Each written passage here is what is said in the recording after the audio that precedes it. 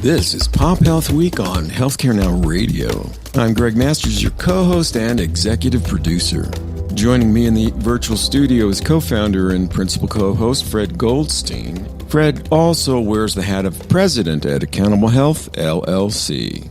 PopHealth Week is your go-to platform for peer-to-peer conversation with industry leaders, innovators, and ecosystem stakeholders, including payers, providers, patients, vendors, and the regulatory communities. We come together to swap the best ideas and strategies in population health management.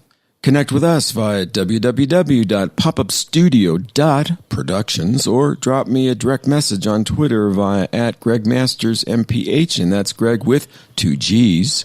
You can also reach Fred direct via Twitter @FSGoldstein or www.accountablehealthllc.com.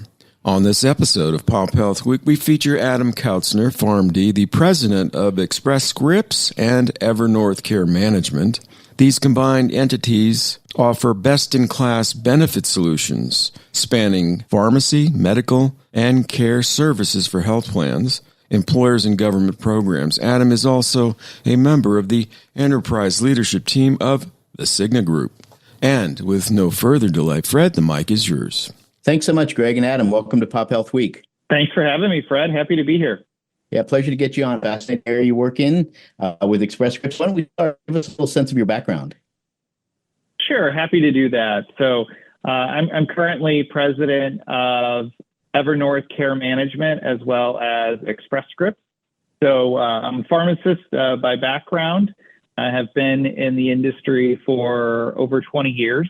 I've been within pharmacy benefit services space with Express Scripts now for about 16 years, and spent earlier in my career as a nuclear pharmacist, and that's probably for a whole nother podcast. But my background within pharmacy benefit services has really run the gamut from a lot of solution product development, innovation work that we've been able to bring to the space to quite a bit of contracting, whether contracting with pharmacies or with pharmaceutical manufacturers. And then for the last year plus, had the opportunity to assume the role of president of Express Scripts, where I lead all of our account management and contracting functions, as well as our product and solutions for what is today the nation's largest pharmacy benefit service company. We service today about 120 million Americans through a variety of different ways within the pharmacy benefit space.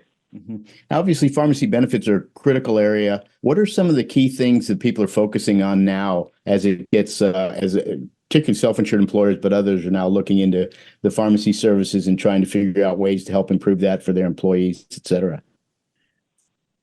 Sure. It's a great question. We today, as many of you know, pharmacy benefits are the most utilized benefit. Patients are taking more drugs today than they ever have before, and they're doing this to get and stay healthy. And it's our job to ensure that patients have access to the drugs that they need and that those medications are affordable for them. Now, today, some major components that are top of mind for our employers are one, the sheer cost of the products and the expansion in total cost that employers and health plans are spending within pharmacy as a percentage of their total health plan spend as that continues to grow. This space is over a $400 billion space, and it's getting larger each and every year. Specifically, where employers are really focused right now are in specialty medications. So there are numerous new specialty medications. The cost of those drugs continues to expand. And so how we continue to pay for that is top of mind. Secondly, the large opportunity, again, within the specialty space around biosimilar products. So think of generic drugs, but for specialty drugs, the new biosimilars that are starting to come to market, notably around the largest drug in America, Humira. And then lastly is certainly the newest class, which has become also a bit of a mainstream or pop culture type of phenomenon over the last year, which are the GLP-1 drugs and the effect that they're having around reduction in weight loss, historically being used for diabetes, more and more patients using them for weight loss, but they're also products that are showing some effectiveness around cardiovascular disease as well. And so as they expand those indications, the use and the spend of those products is unprecedented at this point, given the increase in trend. And so that certainly is also top of mind for employers today.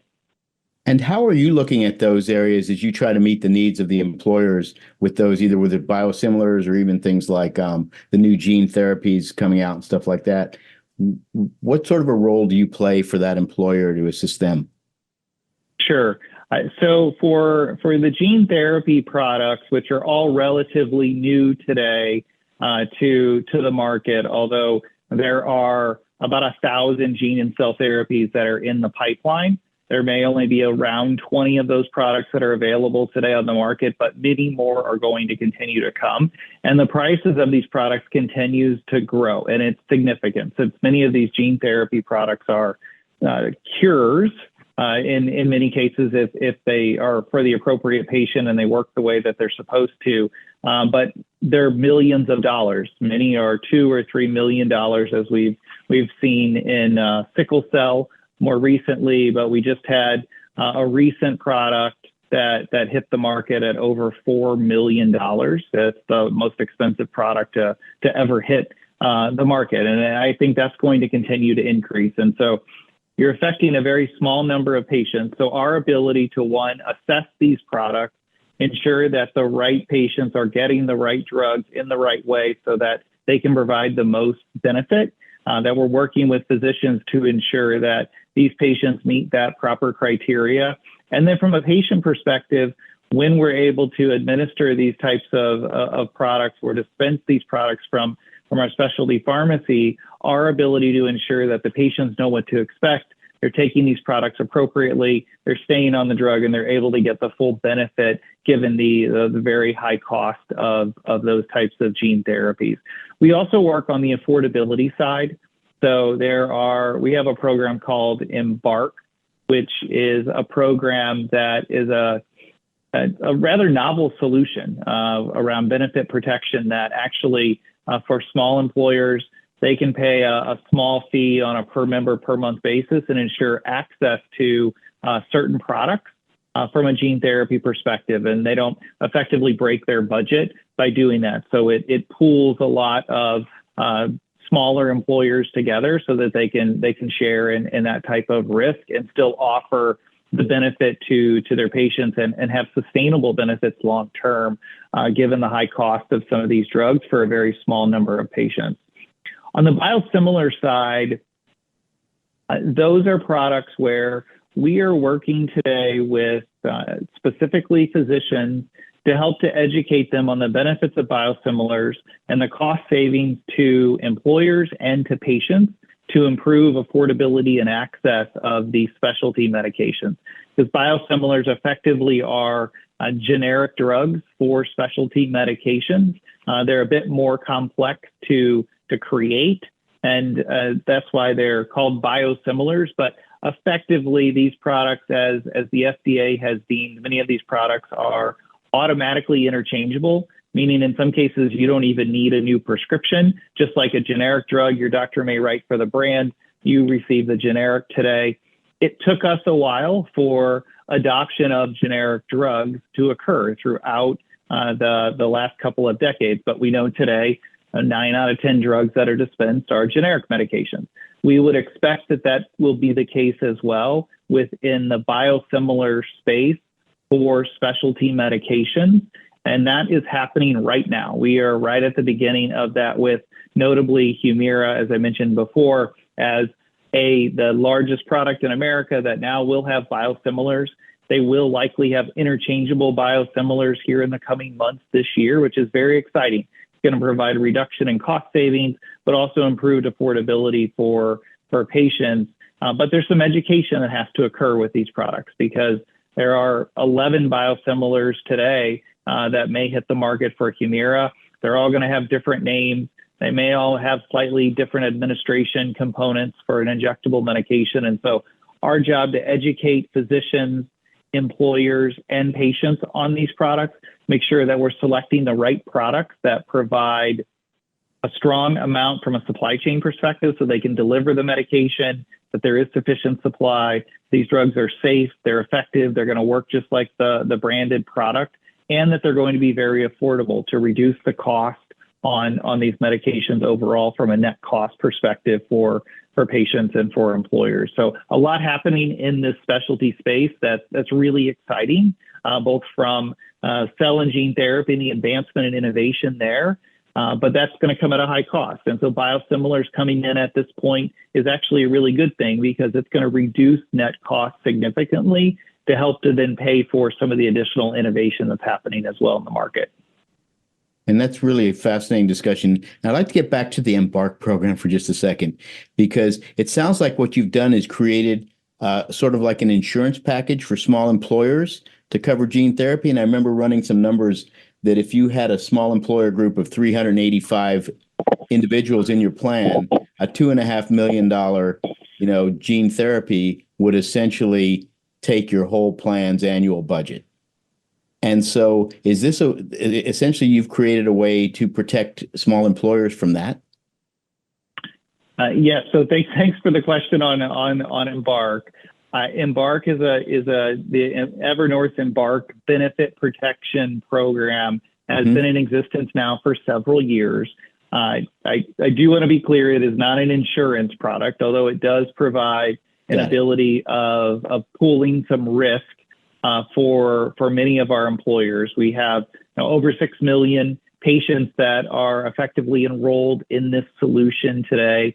And yes, we've been able to provide over $100 million of value to the employers and patients that are enrolled in this program. And so it will ensure access to the 6 gene therapies that we have covered within the solution today. We expect to continue to increase the number of products that are included within the program.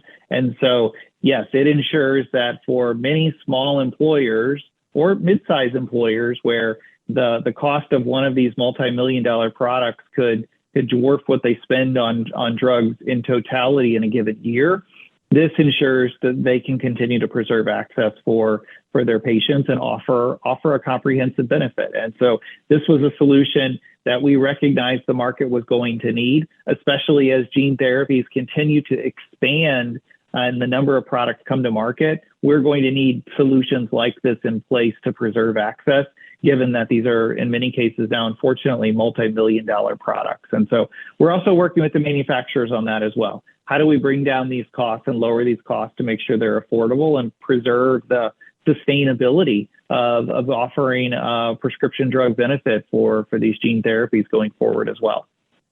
Yeah, fantastic. Thanks for explaining it's not an insurance product. Appreciate that. And also, are you looking or seeing more individuals or organizations interested in outcomes-based contracting associated with these various high-cost products and seeing that implemented? So we are seeing a lot of interest around outcomes-based contracting and how we're able to get there for gene therapies, especially given the initial outlay that is in the millions of dollars. The complexity exists around patients that move from one benefit to another. That happens quite often in many cases. And so being able to track those patients across as they change benefits or change employers during the course of a therapy or time span. So we are able to do outcomes-based today in a 1 to 2 year time frame. Multiple years is still a challenge for healthcare overall, given the change of patients just moving from one benefit to another. And so our ability to do that, although we think it's the right place to go, we're going to continue to work towards that with manufacturers, which they're open to as well. In many cases, we have a long way to go within U.S. healthcare to be able to get to true outcomes-based, but it is an area that I'm passionate about. I know our organization is as well.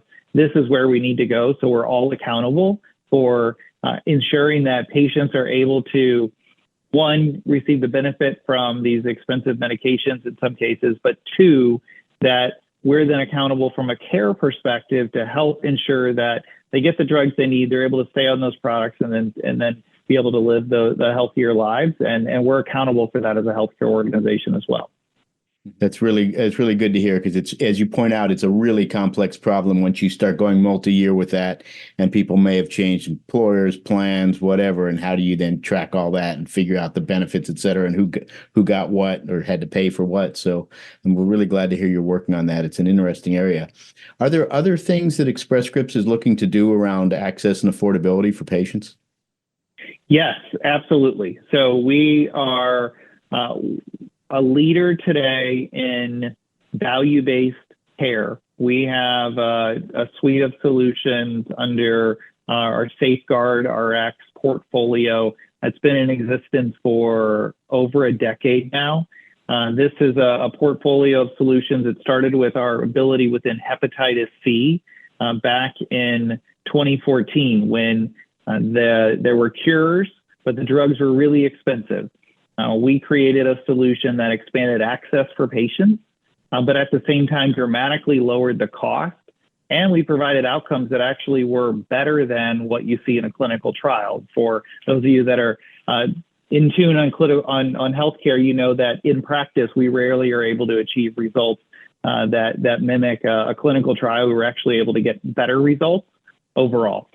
So building off of that, we now have 11 different solutions within our value-based care. So that's one area that we provide unique value back to employers through that solution. And we've been able to now help our clients save over $6 billion annually through that solution. In addition to that, we certainly are focused on patient affordability. And so we created our patient assurance program a few years ago. It was primarily focused on diabetes to start with. We've been able to expand into some other chronic conditions as well. With that solution, we kept the patient out of pocket at $25 for a 30-day supply of insulin and now other diabetes and cardiovascular medications to ensure that patients could get access to the drugs that they need. The cost of products, as I've continued to talk a little bit about, and I don't want to be a broken record to the audience on this, but it's important. In 2023 alone, the median list price of new drugs that came to the market was $300,000 a year. That's unsustainable. And so having a pharmacy benefit service organization that can step forward for employers and provide them with solutions where they can see improved affordability and that we can improve access for patients and ensure access for patients. They have the predictability at the pharmacy counter, lower out-of-pocket costs like our patient assurance program. Those are real solutions for today that we're able to build out quickly. But it's very important and it's real. We've all been at the pharmacy counter and been told our medications might be hundreds of dollars. And that's an unfortunate circumstance that we work every single day to improve and reduce how that happens to ensure patients are able to get to the drugs that they need and they understand their benefits. And we're able to educate both physicians and patients on that so that we can lower the overall costs for patients and employers alike, but still produce those really strong clinical care outcomes. Mm-hmm. Obviously, the healthcare system, as we all know, is complex, especially for people who aren't in it, and we have the issues of health literacy, ability to get access, et cetera. What are some of the things you're trying to do to streamline that whole patient experience? Sure. Our focus is on the ability to help patients be able to, as you point out, one, understand their benefits so that patients can make better decisions overall and that they know what the model is for whatever plan is that they're currently in, and they can avoid those surprises at the pharmacy counter. So we're helping them better understand it through one, digital solutions, whether it's the digital app that we have. We also have additional websites and additional tools around real-time prescription benefits. So patients can actually go in, put their drug in, understand what the drug is that they were prescribed the cost, but other alternatives that might actually be a lower cost. So that is one key component. We're also able to help them be able to choose which pharmacy might have those drugs at a lower overall cost. And their ability then to make a decision of whether it's home delivery or it's retail, but finding the right vehicle or pharmacy to be able to deliver that product at the lowest overall cost is another major component. There's also more and more that we're continuing to do from a supply chain perspective, though, of continuing to negotiate to lower the cost from a pharmacy perspective, but also the cost of the products by lowering net costs by negotiations that we're able to do with pharmaceutical manufacturers. Them competing against one another helps to lower those costs overall, both for employers, but also for patients. And so employers that can realize savings, much of the savings then goes back to lower premiums for patients as well. So there are multiple different ways that we are working to be able to do that. Lastly, I would just highlight our continued work around generic medications and biosimilar medications and how we continue to educate patients as well. In many cases, there are some lower cost alternatives. They're going to provide just the same effective patient outcomes that you would get from a higher cost branded product, but you're going to see some much lower costs in many cases from a patient perspective to still get the same result. Mm-hmm. I know you had talked earlier also, obviously it's critical to provide the information to the individuals, the patients taking it or their family members or caregivers. You also talked about educating the physicians and the prescribers on various products, in particular biosimilars. And I guess you probably picked up on it. I've done some looking into this area and some work with some physicians and stuff. There's this issue of not quite understanding completely yet what a biosimilar versus the innovative biologic that was first came out is, and the ability to then use a less expensive alternative medication. I guess you must be working on that as well in terms of educating providers? Yes, we are. From a biosimilar perspective, biosimilars are relatively new, but they're not brand new. Right. So within the insulin space, we were one of the first organization to actually take a biosimilar product that was already automatically substitutable or interchangeable and put that on as a preferred product. And we actually disadvantaged a more expensive, higher cost insulin, Lantus, at the time to move patients to the lower cost biosimilar product, Semglee. We had great success in doing that, but there was certainly an educational component of it, of helping patients to understand that Semglee effectively is exactly the same product as the Lantus drug. It's going to provide the same result. But physician and patient education and awareness, actually, even from a physician standpoint, was relatively low when we started that. That has dramatically improved to where now Semglee is the most utilized long-acting insulin on our largest drug formulary.